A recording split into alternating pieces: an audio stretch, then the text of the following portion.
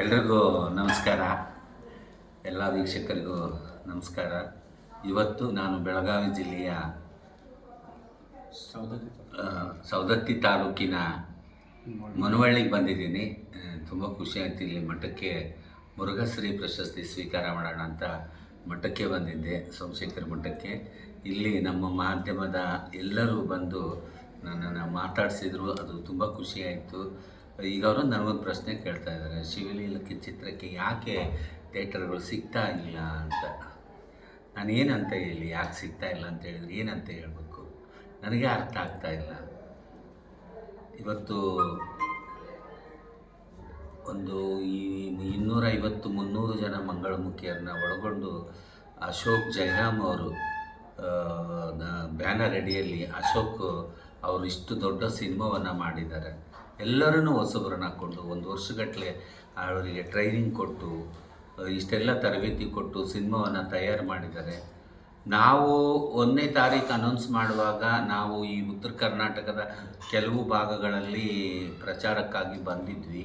ನಾವು ಆವಾಗಲೇ ಎಲ್ಲ ಡೇಟನ್ನು ಪ್ರಚಾರ ಮಾಡಿ ಹೋಗಿದ್ವಿ. ಅದಾದ ನಂತರ ಇವೇನಿಗೆ ಬಂದಿದ್ದಾವೆ, ಮಾರ್ಕು 45, ಇನ್ನು ದರ್ಶನ್ ಸರ್ದು ಈ ಥರದ್ದು ಎಲ್ಲ ಪಿಕ್ಚರ್ಗಳು ಬಂದಿದ್ದಾವಲ್ಲ, ಅವು ಆಮೇಲೆ ನಮಗೆ ಗೊತ್ತಾಗಿದ್ದು. ನಾವು ದಿನಾಂಕ ನಿಗದಿ ಮಾಡಿಬಿಟ್ಟಿದ್ದೀವಿ ಅಂತ ನಾವು 1ನೇ ತಾರೀಕು ಬಿಡುಗಡೆ ಮಾಡೋಣ ಅಂದರೆ ನಮ್ಗೆ ಥಿಯೇಟರ್ಗಳು ಸಿಗಲಿಲ್ಲ. ಬೆಂಗಳೂರಿನಲ್ಲಿ ಫಸ್ಟ್ ಡೇ ಒಂದೇ ಥಿಯೇಟರ್ ಸಿಕ್ತು, ಆಮೇಲೆ 2 ಥಿಯೇಟರ್ಗಳು ಸಿಕ್ಕು. ಆ 3 ಥಿಯೇಟರ್ನಲ್ಲಿ ಒಂದೊಂದೇ ಶೋಗೆ ನಮಗೆ ಅವಕಾಶ ಸಿಕ್ಕಿರೋದಲ್ಲಿ. ಸಿನಿಮಾ ತುಂಬ ಚೆನ್ನಾಗಿದೆ. ಅಂಥ ಒಂದು ಅದ್ಭುತವಾದ ಸಿನಿಮಾಕ್ಕೆ ಥಿಯೇಟ್ರ್ಗಳು ಕೊಡ್ತಾ ಇಲ್ಲ. ಥಿಯೇಟ್ರ್ಗಳು ಕೇಳಿದರೆ ನಿಮ್ಮಂಥವ್ರ ಸಿನಿಮಾ ಯಾರು ನೋಡ್ತಾರೆ, ತೃತೀಯ ಲಿಂಗಿಗಳ ಸಿನಿಮಾ ಯಾರು ನೋಡ್ತಾರೆ ಅಂತ ಒಂದು ಕಡೆ. ಆದರೆ ಒಂದು ಕಡೆ ಥಿಯೇಟರ್ ಕೊಡೋದಕ್ಕೆ ತಯಾರಿದ್ದರೆ ಅವರೊಟ್ಟು ತ್ರಿಬಲ್ ಕೇಳ್ತಾರೆ. ಎಲ್ಲಿಂದ ತಂದು ಕೊಡೋದು? ಇಷ್ಟೆಲ್ಲ ನಮ್ಮ ಡೈರೆಕ್ಟ್ರು ಹೊಲ ಮಾರಿ ಮನೆ ಮಾರಿ ಎಲ್ಲ ಮಾಡಿಕೊಂಡು ಈ ಒಂದು ಸಿನಿಮಾವನ್ನು ತಯಾರು ಮಾಡಿದರೆ, ಇಡೀ ಸಿನಿಮಾದ ಇತಿಹಾಸದಲ್ಲೇ ಮೊಟ್ಟ ಮೊದಲಿಗೆ ಈ ಥರದ ಒಂದು ಸಿನಿಮಾ ಬಂದಿರೋದು ಕರ್ನಾಟಕದಲ್ಲಿ.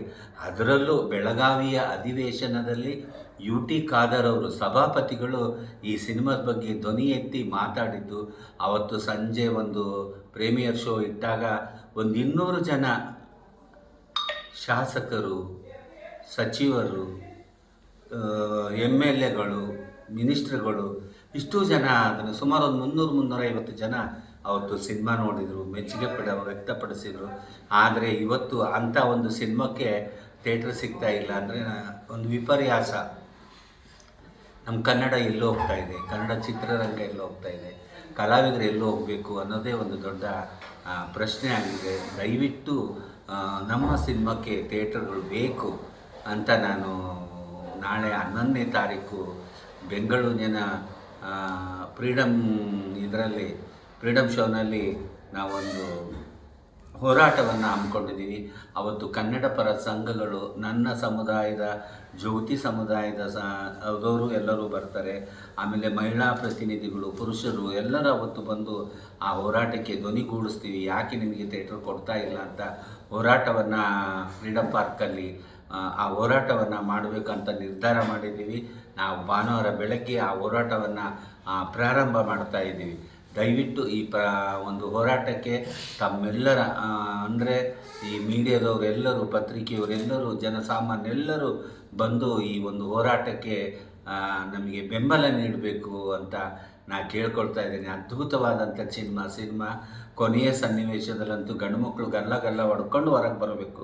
ಆ ಥರದ ಪ್ರಶ್ನೆಗಳು ರಾಜಕೀಯಕ್ಕೆ ಮತ್ತು ಸಮಾಜಕ್ಕೆ, ಆಮೇಲೆ ಉಳಿದ ಅಲ್ಲಿ ಪ್ರೇಕ್ಷಕರಿಗೆ ಅಂಥ ಪ್ರಶ್ನೆಗಳನ್ನು ಹಾಕಿದ್ದಾರೆ. ನಿಜವಾಗೂ ಒಂದು ಸಾರಿ ನೀವು ಅಲ್ಲಿ ಬಂದು ಸಿನಿಮಾ ನೋಡಿದ್ರಾಗೆ ಅಲ್ಲಿ ಆಗ್ತಕ್ಕಂಥ ಪ್ರಶ್ನೆಗಳಿಗೆ ನಿಮ್ಮಲ್ಲಿ ಉತ್ತರ ಇದೆಯಾ ಅಂತ ಒಂದು ಆತ್ಮಾವಲೋಕನ ಮಾಡ್ಕೋಬೇಕು. ಅಂಥ ಒಂದು ಅದ್ಭುತ ಸುಮಾರು 25 ನಿಮಿಷಗಳ ಕಾಲ ಇದೆ ಅದು ಕೊನೆ ಸೀನು.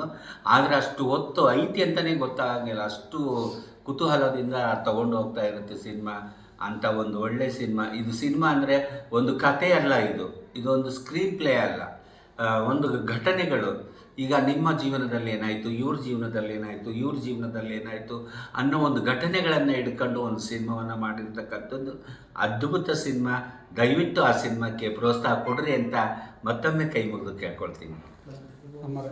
ಈಗ ಶಿವಲೀಲಾ ಚಿತ್ರಕ್ಕಾಗಿ ಉತ್ತರ ಕರ್ನಾಟಕದ ಜನ ನಿರೀಕ್ಷೆಯಲ್ಲಿದ್ದಾರೆ. ಉತ್ತರ ಕರ್ನಾಟಕದ ಜನತೆಗೆ ಏನು ಹೇಳ್ತೀರಾ?